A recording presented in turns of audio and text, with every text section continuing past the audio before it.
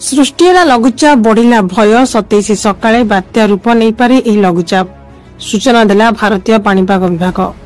25 बेलू अवपात्र रूप नेब लघुचाप 26 बेलू नेब गभीर अवपात्र रूप 27 सकाळ बेलू बात्या परिणत हेब एही लघुचाप। एबे धीरे धीरे उत्तर पश्चिम उत्तर दिगरे गति करुछि। घंटा प्रति 3 किलोमीटर बेगरे गति करुछि।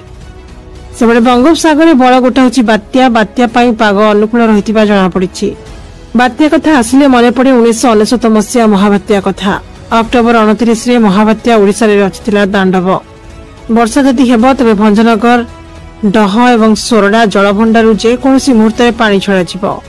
भंजनगर जलसेचन विभाग अधीक्षण जंत्री निर्देश क्रमे भंजनगर डह सेक्शन पक्षरु धेंडुरा माध्यम रे ग्रामवासी को सचेतन करा जाउछि।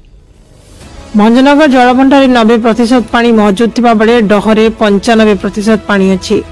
वर्षा हेले जलभंडार आउ अधिक पानी मौजूद रखिबा विपद।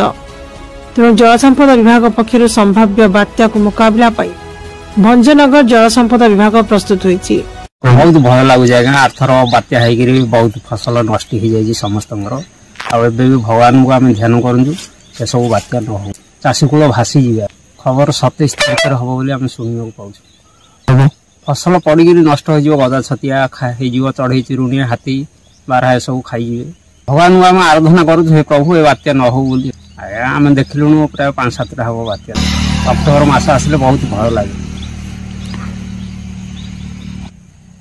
आज्ञा आम बाहर जागिरी 2-4 मास लाखे बाहर कम करूँ चाष बोली आसिक 4-6 मास गाँव में रोचु हेल्ले वर्षा बात्या जदि हम आम हताश हो आसंता 27 तारिख में संभाव्य बात्या आसूची से जिला प्रशासन तथा भंजनगर उपखंड प्रशासन संपूर्ण भाव में प्रस्तुत आम अच्छु। आज जिलापाल सार मोर गोटे सहित समस्त सहित भिसी मध्यम गोटे मीटिंग रखिंट प्रिपेरेसन साइक्लोन प्रिपेरेसन मोटामोटी भाव समस्त बीडीओ तहसीलदार समस्त क्षेत्र कर्मचारी जो अच्छा समस्त अलर्ट मोड रखाई जदि किसी एनी भी इश्यू किसी हम केमती आम पूरा प्रॉम्प्ट रिस्पांस करूँ और संपूर्ण भाव में गोटे जीरो कैजुअलिटी जो अप्रोच अच्छी से ऊपर समस्त काम करने प्रस्तुत अच्छे। साधारण जनता को आम एत निवेदन रखुचे समस्ते भयभीत हूँ ना बात्या समय कहीं घर को बाहर ना आकोसी असुविधा हम जहाँ भी असुविधा हम आम प्रशासन संपूर्ण रूपे लोक मान सहित अच्छी कौन असुविधा आम इमिडिएटली रेस्पॉन्ड कर। गंजाम रंजित जेना रिपोर्ट श्री न्यूज।